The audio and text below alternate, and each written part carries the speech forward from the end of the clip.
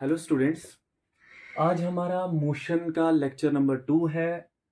पहले वाले लेक्चर में हमने पढ़ा था मोशन क्या होता है, रेस्ट क्या होता है, या उसके बाद हमने डिस्टेंस और डिस्प्लेसमेंट के बारे में पढ़ा था अच्छे से डिटेल में। तो वेक्टर और फिजिकल या वेक्टर और स्केलर फिजिकल क्वांटिटीज के बारे में आज हमें पढ़ना है। उससे पहले डिस्टेंस और डिस्प्लेसमेंट पे दो न्यूमेरिकल करेंगे ताकि जो डिस्टेंस और डिस्प्लेसमेंट जो था वो थोड़ा अच्छे से दिमाग में सेट हो जाए।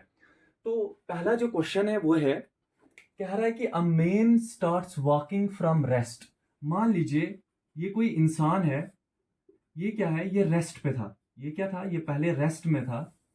कहता है a man starts walking from rest in a straight line, और ये किसी स्ट्रेट लाइन में चल रहा है। क्या कर रहा है, किसी स्ट्रेट लाइन में चल रहा है। अगर स्ट्रेट लाइन में चल रहा है इसका मतलब ये मोशन में है।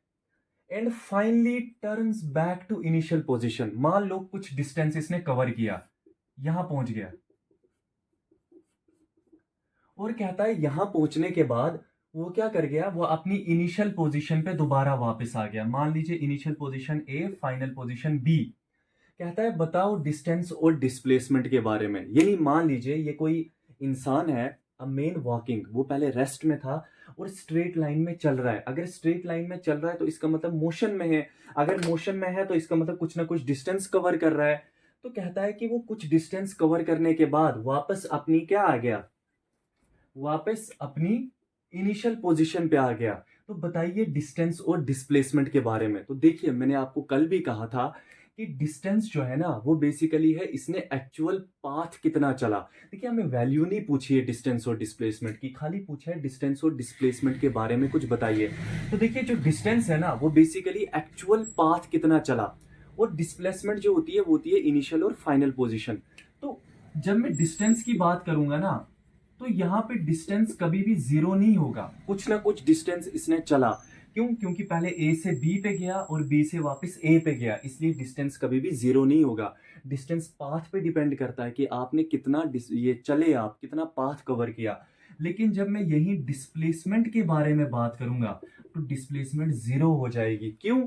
क्योंकि इसकी जो इनिशियल और फाइनल पोजीशन है वो सेम है, और डिस्प्लेसमेंट होता ही है final minus initial, final minus initial. ठीक है कि नहीं, फाइनल माइनस इनिशियल। ये था पहला क्वेश्चन। अब दूसरा क्वेश्चन कह रहा है फिर से, a man starts walking in a straight line. एक कोई आदमी है, वो स्ट्रेट लाइन में चल रहा है। Turn backs to initial position in a straight line, turn backs to initial position, और वो अपनी इनिशियल पोजीशन पे आ गया। आप यहाँ पे क्वेश्चन को थोड़ा सा चेंज करेंगे, थोड़ा सा क्वेश्चन को चेंज करेंगे। वो क्या है कि एक आदमी स्ट्रेट लाइन में चल रहा है, स्ट्रेट लाइन में, और चलते ही जा रहा है, यानी वो अपनी बैक नहीं आ रहा है। A man starts walking in a straight line, और स्ट्रेट लाइन पे चलते ही जा रहा है, चलते ही जा रहा है, ना तो अपनी डायरेक्शन को बदल रहा है ना तो कुछ, बल्कि जहां से स्टार्ट हुआ है और एक ही डायरेक्शन में चलते जा रहा है। तो अब डिस्टेंस और डिस्प्लेसमेंट के बारे में बताइए। देखिए जब ये चल रहा है, अगर जब चल रहा है स्ट्रेट लाइन में चल रहा है, इसका मतलब कुछ ना कुछ डिस्टेंस तो कवर कर ही रहा होगा। क्या कर रहा होगा, कुछ ना कुछ डिस्टेंस तो कवर ही कर रहा होगा। इसका मतलब यहां पे भी डिस्टेंस जीरो नहीं होगा। देखिए डिस्टेंस तब जीरो होगा जब वो चलेगा ही नहीं, सिर्फ उस केस में डिस्टेंस जीरो हो सकता है। तो यहाँ पे डिस्टेंस जीरो होगा। लेकिन जब मैं डिस्प्लेसमेंट की बात करूंगा, देखो इसने कहा है कि ये चल रहा है लेकिन ये अपनी डायरेक्शन को चेंज नहीं कर रहा है, बल्कि स्ट्रेट लाइन में चलता ही जा रहा है। तो याद रखना जब भी कोई ऑब्जेक्ट स्ट्रेट लाइन में चलता है ना, तो उसका जो डिस्टेंस होता है वो हमेशा डिस्प्लेसमेंट के बराबर होता है। उसका क्या होता है, उसका जो डिस्टेंस है वो हमेशा डिस्प्लेसमेंट के बराबर होता है। इसका मतलब यहाँ पे भी डिस्प्लेसमेंट जीरो नहीं होगी। और अगर स्ट्रेट लाइन में चल रहा है तो डिस्टेंस जो है वो बराबर होगा डिस्प्लेसमेंट के। जितना उसने डिस्टेंस कवर किया है उतनी ही डिस्प्लेसमेंट होती जा रही होगी। इसका मतलब हमने क्या सीखा कि जब भी कोई ऑब्जेक्ट अपनी डायरेक्शन को चेंज नहीं करेगा, एक ही डायरेक्शन में चलता जाएगा, तो उस केस में जो डिस्टेंस है वो हमेशा डिस्प्लेसमेंट के बराबर होगी। अब नेक्स्ट, आज हमारा जो मेन फोकस है वो है वेक्टर और फिजिकल, वेक्टर और स्केलर। क्या? वेक्टर और स्केलर फिजिकल क्वांटिटी के ऊपर, कि वेक्टर और स्केलर फिजिकल क्वांटिटीज क्या होती हैं। जैसे मैंने आपको कल बताया था कि डिस्प्लेसमेंट एक वेक्टर फिजिकल क्वांटिटी है। तो आज हमारा जो मेन है वो है physical quantities, that is physical quantity. कि what is physical quantity, physical quantity क्या होती है। याद रखना, कोई भी ऐसी क्वांटिटी, कोई भी ऐसी चीज, या मैं कह सकता हूं, आप मान लीजिए कोई भी ऐसी क्वांटिटी जिसको हम मेजर कर सकें, क्या कर सकें, जिसको हम मेजर, मान लो मैं कहता हूं ये मार्कर है, क्या है, ये मार्कर है। देखिए ये जो मार्कर है ना, इस मार्कर का मास है, इस मार्कर का वजन है, मास। मैंने 1 kg सब्जी लाई, तो जो ये सब्जी है ना 1 kg, ये क्वांटिटी है, फिजिकल क्वांटिटी है, इसको मैं मेजर कर सकता हूं। इसलिए जिस भी चीज को मैं मेजर कर सकता हूं ना, तो वो क्वांटिटी हो जाती है फिजिकल क्वांटिटी। एंड मास, किसी भी चीज का वजन, वजन एक फिजिकल क्वांटिटी है। मान लो मैं कह रहा हूं मैं कितना चला, मैं 1 किलोमीटर चला, तो देखिए जितना मैं चला ना, मैं उसको मेजर कर सकता हूं, दैट इज 1 किलोमीटर। इसीलिए जो डिस्टेंस है ना, वो भी एक फिजिकल क्वांटिटी है, डिस्प्लेसमेंट भी एक फिजिकल क्वांटिटी है। कोई भी ऐसी क्वांटिटी जिसको मैं मेजर कर सकता हूं, मैं उदास हूं, मैं सैड हूं, कितना सैड हूं, क्या मैं इसको मेजर कर सकता हूं, नहीं कर सकता हूं। इसलिए sadness is not a physical quantity. कोई भी ऐसी क्वांटिटी जिसको मैं क्या कर सकता हूं, मेजर कर सकता हूं, तो ऐसी किस्म की क्वांटिटी को हम कहते हैं फिजिकल क्वांटिटी।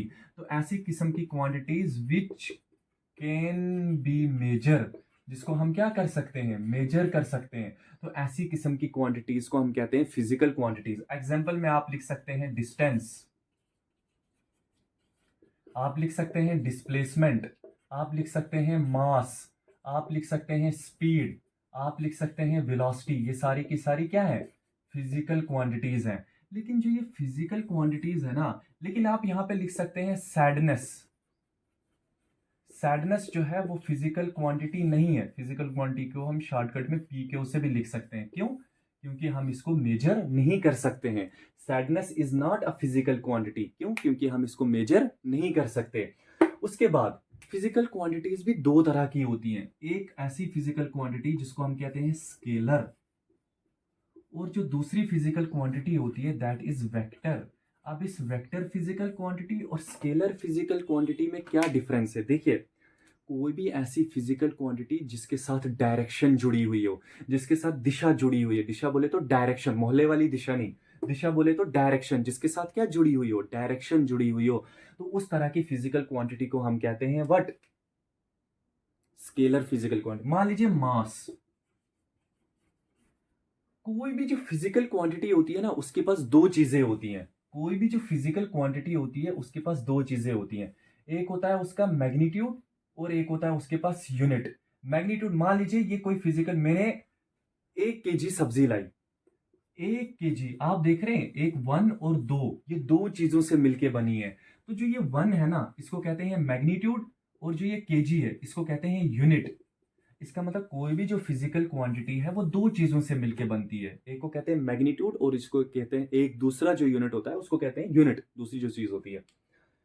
अब मैं कह रहा था स्केलर और वेक्टर। देखिए स्केलर में क्या होता है, कोई भी ऐसी फिजिकल क्वांटिटी जिसके साथ डायरेक्शन ना हो, जिसके पास खाली खाली मैग्नीट्यूड हो या यूनिट हो, यानी उसके पास डायरेक्शन नहीं होगी, तो ऐसी किस्म की क्वांटिटी को हम कहते हैं स्केलर क्वांटिटी। जैसे कि स्पीड, अभी हम आगे पढ़ेंगे स्पीड। देखिए स्पीड के पास खाली मैग्नीट्यूड होता है, क्या होता है, मैग्नीट्यूड, उसके पास डायरेक्शन नहीं होती।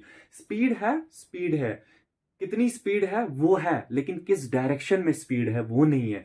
तो इसलिए कोई भी फिजिकल क्वांटिटी जिसके पास खाली मैग्नीट्यूड हो, डायरेक्शन नहीं हो, तो उस तरह की फिजिकल क्वांटिटी को हम कहते हैं स्केलर। और ऐसी फिजिकल क्वांटिटी जिसके पास मैग्नीट्यूड भी हो और उसके साथ साथ डायरेक्शन भी हो, तो उसी को हम कहते हैं वेक्टर फिजिकल क्वांटिटी।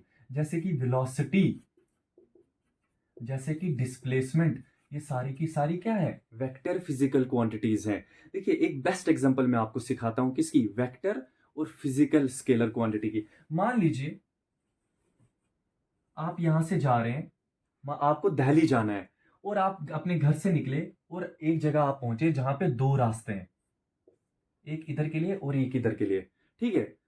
तो यहां पे एक बोर्ड लगा हुआ है, और यहां पे भी एक बोर्ड लगा हुआ है, और इस बोर्ड पे लिखा है 200 किलोमीटर, और इस बोर्ड पे लिखा हुआ है 300 किलोमीटर, ठीक है कि नहीं। अब देखिए यहां पे जो है आपको डायरेक्शन दी हुई है, क्या दी हुई है, खाली मैग्नीट्यूड दिया हुआ है, डायरेक्शन भी दी हुई होगी। आप यहां से अपनी गाड़ी लेके जा रहे हैं। अब आपको कहाँ जाना है? आपको दिल्ली जाना है। लेकिन यहाँ पे तो खाली आपको 200 किलोमीटर और 300 किलोमीटर खाली डिस्टेंस दिया हुआ है। आपको ये नहीं बताया गया है कि दिल्ली कहाँ है और मुंबई कहाँ है। तो इसलिए जब खाली आपके पास क्या हो, मैग्नीट्यूड दिया हो, तो हम कहेंगे कि अभी ये जो है स्केलर है। लेकिन अब मैं क्या कर रहा हूं, अब मैं डायरेक्शन दे रहा हूं भाई, 200 किलोमीटर यहां जाना है। अगर आपको दिल्ली जाना है तो फिर आपको यहां जाना है। अभी मैग्नीट्यूड के साथ साथ अभी डायरेक्शन भी दी हुई है। तो जब भी फिजिकल क्वांटिटी के साथ साथ क्या दी जाए, डायरेक्शन दी जाए, तो उस तरह की फिजिकल क्वांटिटी को हम कहते हैं वेक्टर फिजिकल क्वांटिटी। आपको इतना ही पढ़ना है बेसिक, वेक्टर क्या होता है और स्केलर क्या होता है। अब नेक्स्ट जो हमारा टॉपिक है वो है स्पीड। आज हम स्पीड और वेलोसिटी दो चीजें पढ़ेंगे। फिर हम नेक्स्ट लेक्चर में स्पीड और वेलोसिटी पे न्यूमेरिकल करेंगे और फिर हम एक्सेलरेशन पे आएंगे। सबसे पहले व्हाट इज स्पीड, स्पीड क्या होता है। सबसे पहली हमारी जो हेडिंग है वो है स्पीड। मान लीजिए आप अपनी गाड़ी लेके जा रहे हैं और गाड़ी में जो है आप क्या कर रहे हैं, आपको जम्मू जाना है। मतलब आप अपने घर से निकले, मान लो आपको कहीं पे भी जाना है, नॉट जम्मू, दिल्ली जाना है, मुंबई जाना है, कहीं पे भी जाना है। तो आप क्या कर रहे हैं, आप अपनी गाड़ी पे चढ़ रहे हैं। मान लीजिए जब दिल्ली तक का जो डिस्टेंस है, आपको किसी डिस्टेंस पे जाना है, बी डिस्टेंस पे जाना है, वो 200 किलोमीटर है। क्या है? 200 किलोमीटर है। तो अब जब आप अपनी गाड़ी में चल रहे हैं, आप किसी स्पीड या किसी वेलोसिटी से, किसी स्पीड से चलेंगे। वेलोसिटी नहीं मानते, मान लीजिए वेलोसिटी, क्योंकि डायरेक्शन भी है, आपको डायरेक्शन भी आएगी, डायरेक्शन चेंज करना पड़ेगा, तो आप वेलोसिटी मान लीजिए। देखिए जब स्पीड में हम वेलोसिटी को ऐड करते हैं ना, जब हम स्पीड में डायरेक्शन को ऐड करते हैं, तो वो वेलोसिटी हो जाती है। क्या हो जाती है? वेलोसिटी। अब बात यहां पे हो रही है स्पीड की। तो आप क्या कर रहे हैं, ये 200 किलोमीटर आपके पास डिस्टेंस है और आप इस 200 किलोमीटर डिस्टेंस को किसी टी टाइम में कवर कर रहे हैं। तो याद रखना स्पीड क्या होगा, स्पीड होगा कि आप किसी डिस्टेंस को कितने टाइम में कवर कर रहे हैं। Distance travelled by an object in T time. मान लो आपको मैंने कोई T time, given T time दिया है, तो उस टी टाइम में आप कितना डिस्टेंस कवर कर रहे हैं, उसी को हम कहते हैं speed. What is speed? Distance travelled by object in given time. किसी भी गिवन टाइम में कोई ऑब्जेक्ट कितना डिस्टेंस कवर कर रहा है, उसी को हम कहेंगे स्पीड। क्या? किसी भी गिवन, मान लीजिए मैंने आपको 1 आवर का टाइम दिया, तो 1 आवर में आप कितना डिस्टेंस कवर कर रहे हैं, कितना चल रहे हैं, कितना पाथ कवर कर रहे हैं, तो उसी को हम कहते हैं speed. What is speed? Distance covered by an object in given time, उसी को हम क्या कहते हैं? स्पीड। लेकिन जो भी हम ये स्पीड निकालते हैं ना, तो ये स्पीड एवरेज स्पीड होती है। कौन सी स्पीड होती है? Average speed. ये जो स्पीड होती है ये एवरेज स्पीड होती है। तो क्या कहा मैंने कि स्पीड क्या है? स्पीड है total distance by object in given time. किसी भी गिवन टाइम में कोई ऑब्जेक्ट कितना डिस्टेंस कवर कर रहा है। तो इसीलिए यहाँ पे जो एवरेज स्पीड का फार्मूला बनता है, एस एवरेज, वो होगा total distance by total time. Total distance by total time, कि टोटल टाइम में कोई ऑब्जेक्ट किसी टी टाइम में कितना डिस्टेंस कवर कर रहा है, इसी को हम लिख सकते हैं डी बाई टी। और ये स्पीड जो है ये एक स्केलर फिजिकल क्वांटिटी है। क्यों? क्योंकि इसके पास डायरेक्शन नहीं होती है, इसके पास खाली मैग्नीट्यूड होता है। इसीलिए जो स्पीड है वो क्या है, वो एक स्केलर फिजिकल क्वांटिटी है। और डिस्टेंस का जो यूनिट होता है वो होता है मीटर पर सेकेंड। मीटर पर सेकेंड, ठीक है कि नहीं। अब एक न्यूमेरिकल करते हैं। मान लीजिए एक कार है। क्या है? एक कार है और वो दिल्ली जा रही है। कहां जा रही है? दिल्ली।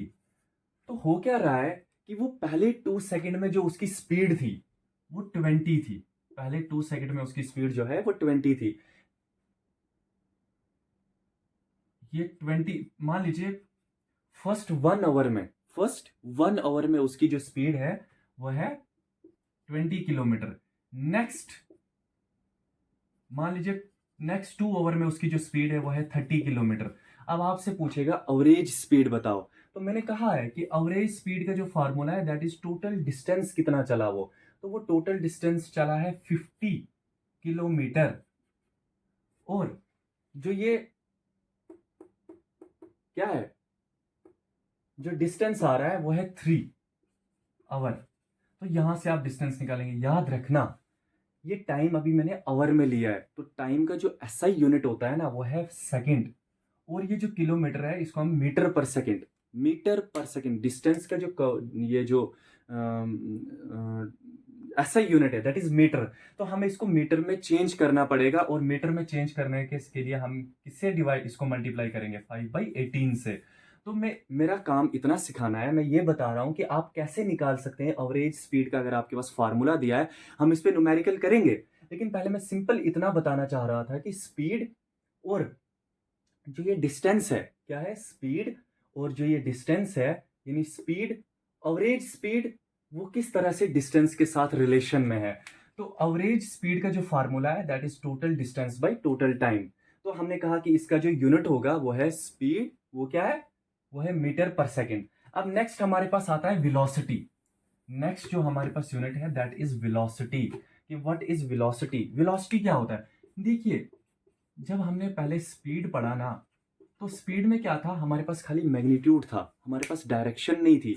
लेकिन वेलोसिटी जो होता है ना, क्या होता है, वेलोसिटी जो होती है उसके पास क्या होती है, डायरेक्शन होती है। इसीलिए ये एक वेक्टर फिजिकल क्वांटिटी है। ये क्या है, ये वेक्टर फिजिकल क्वांटिटी है, यानी इसको पाथ से फर्क ही नहीं पड़ता है। इसलिए जो वेलोसिटी होती है ना, इसलिए क्या होती है, जो वेलोसिटी का जो फार्मूला होता है वो आता है डिस्प्लेसमेंट बाय टाइम। इस चीज को आपको याद रखना पड़ेगा। वेलोसिटी का जो फार्मूला है that is displacement by time. Speed के फार्मूले में क्या था, डिस्टेंस बाय टाइम, और वेलोसिटी के फार्मूले में है डिस्प्लेसमेंट बाय टाइम। वेलोसिटी के फार्मूले में क्या है, वेलोसिटी के फार्मूले में है डिस्प्लेसमेंट बाय टाइम। ठीक है कि नहीं। तो वेलोसिटी भी हमारे पास दो तरह की होती है, एक आती है यूनिफॉर्म वेलोसिटी और एक आती है नॉन यूनिफॉर्म वेलोसिटी। देखिए यूनिफॉर्म वेलोसिटी ऐसी किस्म की वेलोसिटी होती है, क्या होती है, यूनिफॉर्म वेलोसिटी एक ऐसी वेलोसिटी होती है जहां पे कोई ऑब्जेक्ट इक्वल डिस्प्लेसमेंट कवर करता है, नॉट इक्वल डिस्टेंस। वो क्या करेगा, वो इक्वल डिस्प्लेसमेंट कवर करेगा इक्वल इंटरवल ऑफ टाइम में। मान लीजिए 5 सेकंड में वो 2 मीटर डिस्प्लेसमेंट कर रहा है, तो नेक्स्ट 5 सेकंड में भी वो फिर से 2 मीटर ही डिस्प्लेसमेंट करेगा। लेकिन नॉन यूनिफॉर्म वेलोसिटी क्या है, कि वो अनइक्वल डिस्टेंस कवर कर रहा है। पहले 5 सेकंड में 2 मीटर डिस्प्लेस, लेकिन नेक्स्ट 5 सेकंड में 3 मीटर। तो आप देख रहे हो कि टाइम इंटरवल बराबर है, लेकिन जो डिस्प्लेसमेंट है उसमें चेंज आ रहा है। तो नॉन यूनिफॉर्म वेलोसिटी एक ऐसी किस्म की वेलोसिटी होती है जहां पे जो ऑब्जेक्ट है वो इक्वल इंटरवल ऑफ टाइम में अनइक्वल डिस्प्लेसमेंट कर रहा है, अनइक्वल डिस्प्लेसमेंट कर रहा है। ठीक है कि नहीं। वेलोसिटी मैंने कहा एक वेक्टर फिजिकल क्वांटिटी है जिसका जो फार्मूला है that is displacement by time. क्या है, डिस्प्लेसमेंट बाय टाइम। एक बहुत अच्छा क्वेश्चन आता है वेलोसिटी के ऊपर। आपको क्या कहेगा, कह रहा है कि कोई एक ऑब्जेक्ट है वो ए से चल रहा है, कहां से चल रहा है, ए से चल रहा है, और ए से जाने के बाद बी पे पहुंच रहा है, और इस यहां तक जो है वो है डिस्टेंस 20 मीटर। कितना, 20 मीटर।